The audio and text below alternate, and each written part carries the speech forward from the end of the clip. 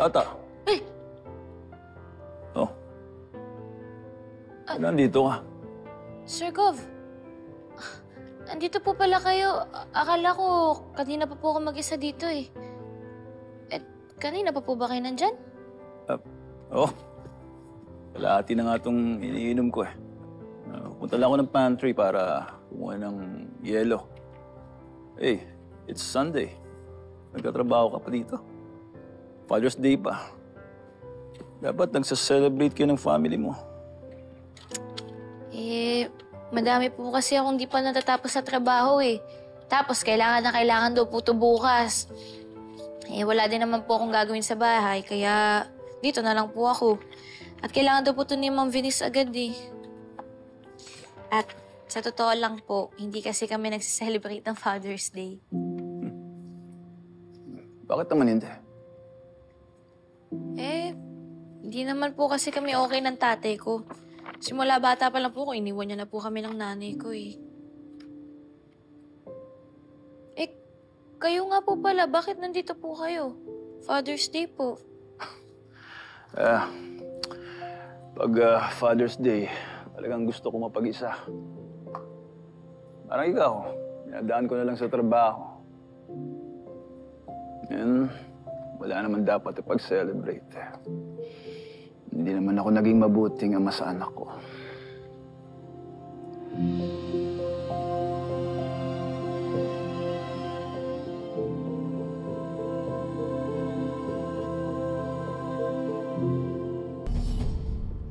Alam niyo po, sa totoo lang, nakikita namin lahat kung gaano ka po ka-stricto kay Sir Francis. Pero hindi naman po ibig sabihin nun, masama kayong magulang. Nakikita ko din naman po yung malasakit ninyo kay Julius. At yung pagtato niyo po sa kanila, hindi po naiiba kahit hindi niyo sila totoong anak. At sorry po, Sir Gov. Nakwento po kasi sa akin ni Sir Francis nung nagpapanggap po ko bilang si Ma'am Venice kasi po kailangan daw yun sa pagpapanggap ko eh. Pasensya na po. It's okay.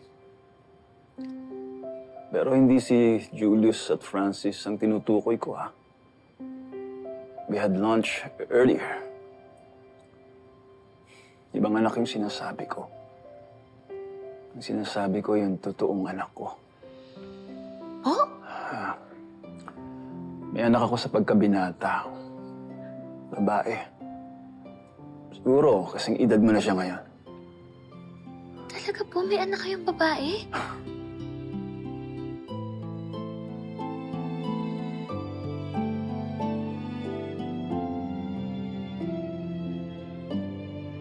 Nung makilala ko yung nanay ng anak ko, binata pa ako.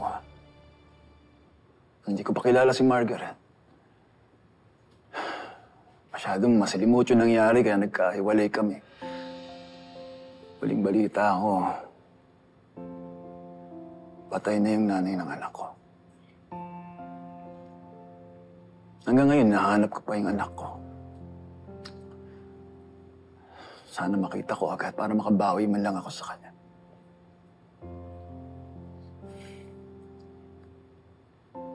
Grabe, Sir Gov. Ganyan po pala yung kwento ninyo. Hey, Tata. Sikreto lang natin yun, ha? Hindi ko alam ba't ko ba nasasabi sa'yo ito. Baka sobrang dami ko nang nainom kasi.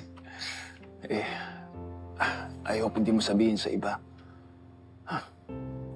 Sir Gov. Promise. Secret po natin yan. Walang ako narinig eh. Pero alam niyo po, pagdarasal ko na makita niyo po yung totoo niyong anak. Kasi kung sakali, napakaswerte niya po sa'yo. Ang dami po kaya mga tatay na pabaya. Yung tatay ko po, inabandon na kami. Pero ikaw po, kahit ilang taon na hindi kayo tumitigil para hanapin po yung anak ninyo. Minsan iniisip ko yung karma eh. Baka the reason why I lost the ability to have my own child kasi pinabayaan ko yung anak ko. Hindi naman po siguro, Sir Gov. Lahat naman po ng bagay may dahilan. Lahat po may dahilan na galing sa Diyos. Malay niyo po, magtagpo pa rin kayo. Baka nga po nasa tabi-tabi lang ang anak ninyo eh. Salamat, Tata.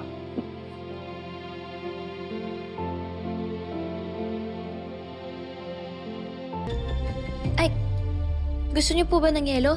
Kunan ko na po kayo tapos dalhin ko na lang po sa office ninyo. Sige, salamat, Gid. Sige, kunan ko na po kayo ha. Tata, Po?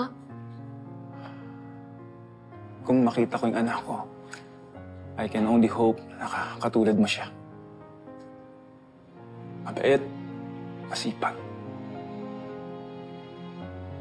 Sana pinaki siyang matino at papagmahal sa pamilya katulad mo.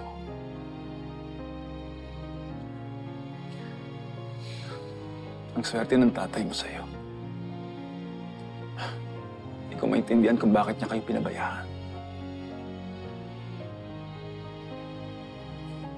Salamat po. Kunan ko na po kayo.